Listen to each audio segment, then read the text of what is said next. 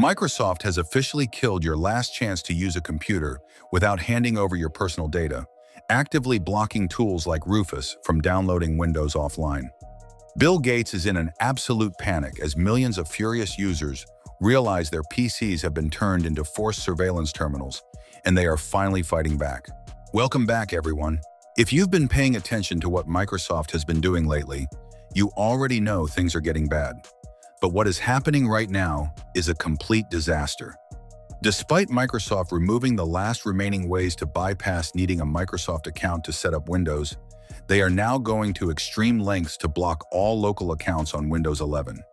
Tools that everyday people, IT professionals, and system administrators rely on are being aggressively cut off, forcing users straight into Microsoft's lockdown ecosystem and online accounts.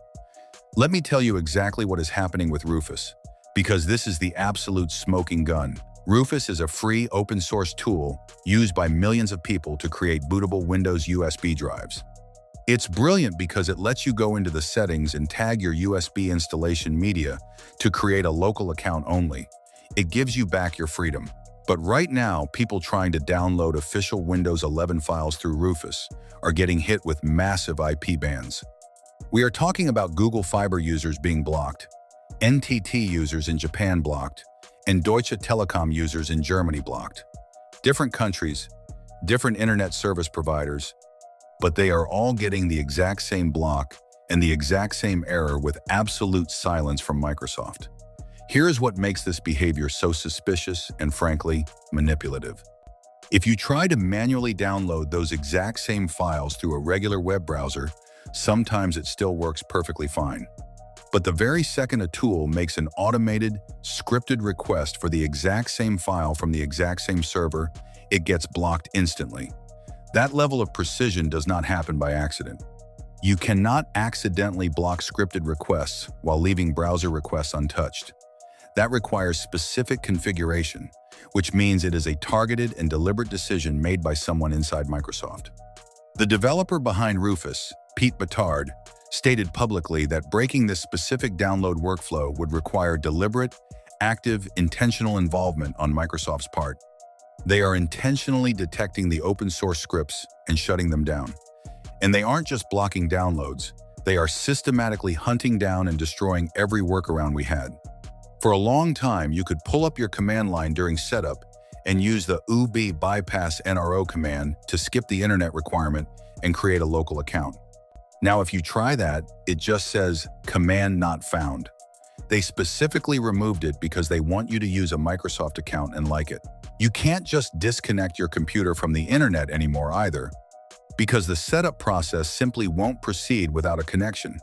Why are they going to such extreme lengths to force you into an online account?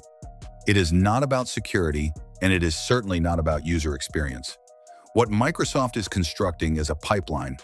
Windows is no longer simply an operating system you purchase and own. It has been transformed into an onboarding mechanism for Microsoft's cloud and subscription business. Every single user who is forced to create a Microsoft account during Windows setup becomes a potential Microsoft 365 subscriber, a OneDrive storage customer, a Copilot engagement metric, and most importantly, an advertising target. Microsoft now serves targeted advertisements directly inside Windows 11, shoving them into the Start menu, File Explorer, and lock screen. Targeted advertising requires a persistent and trackable identity. A local account gives Microsoft nothing to target, nothing to monetize, and nothing to upsell. That is why local accounts are being aggressively buried and made practically impossible to find. The Windows 11 setup screen is a masterclass in dark pattern design, targeting the least informed and most vulnerable users. The Microsoft account path is colorful and prominently set as the default, while the local account option is buried behind multiple extra screens and rendered in gray. The human cost of these decisions is completely real, and it is not abstract. The independent IT technician who earns their living doing clean installs and system rebuilds just lost a core professional tool with no warning. The school technology coordinator managing 150 machines on a tight budget is now trapped between an unsupported operating system and a massive hardware bill. And the privacy-conscious home user who specifically avoids Microsoft accounts To limit their data exposure, just watch their last reliable clean workaround get quietly eliminated. None of these people did anything wrong, but all of them are paying the price for a corporate strategy they never consented to. Now, add the looming Windows 10 deadline on top of all this pressure, and you can see the perfect storm forming.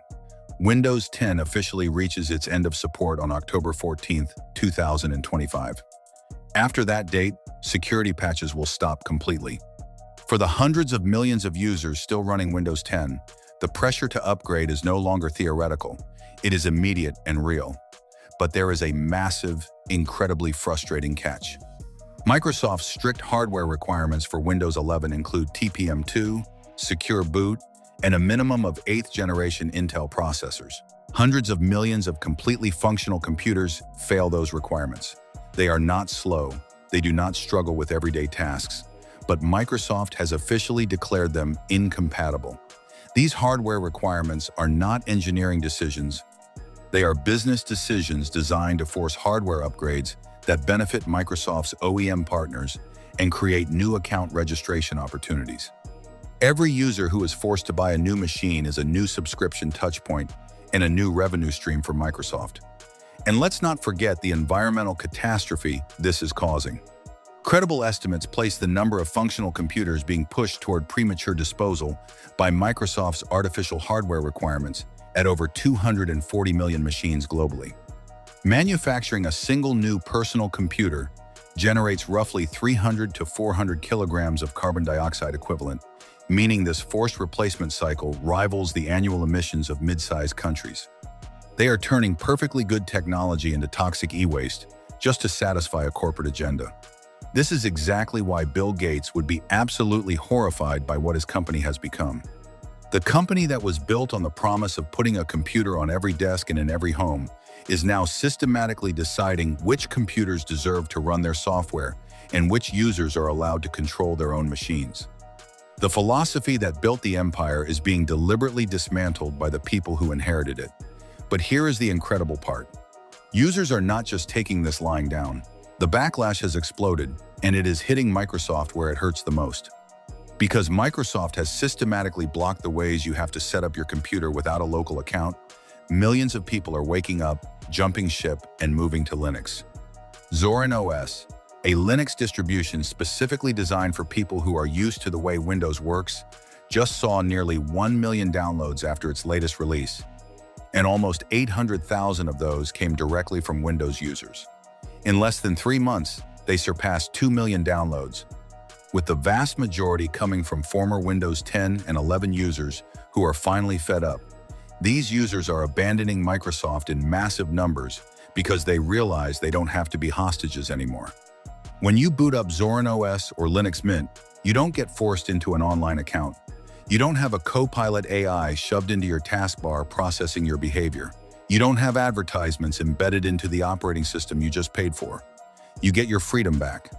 The day Windows 10 support ends, millions of perfectly functional PCs will be saved from the landfill because Linux doesn't care about arbitrary TPM2 chips. You can take a computer that Windows 11 rejected and have Zorin OS running on it fully within the hour. This isn't just a small group of tech enthusiasts complaining on a forum. This is a widespread, massive rejection of Microsoft's entire vision for Windows. People are tired of an operating system that treats them like a data source instead of a customer. We are witnessing the beginning of a real rebellion, and the tech giants are finally starting to sweat. If this breakdown is already changing how you see the battle for your digital freedom, do not let this go unnoticed. Hit the like button, share this video with anyone still struggling with Windows, and make sure to subscribe right now for more deep dives into the shocking tech stories they don't want you to hear. I have to ask you, would you stay with an operating system that treats you like a data source instead of a user? Or are you ready to take your PC back? Drop your views in the comments, and I'll see you in the next one.